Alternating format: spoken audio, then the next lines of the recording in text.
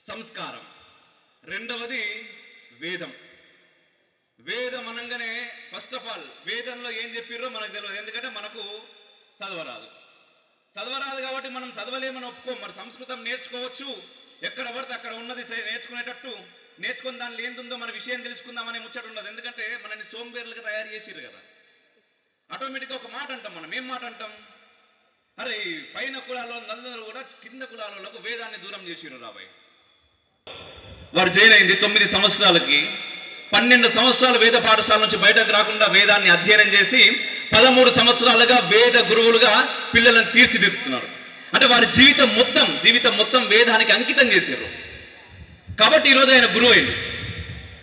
మనకు ఆ వేదాన్ని దూరం చేశారు, సంస్కృతాన్ని దూరం చేశారు, ఆటోమేటిక్గా గురువులను దూరం చేసిర్రు. మనం గురువులను నిందిస్తాం. ఈరోజు గురువు ద్వారా నేర్చుకోవాలనుకోం.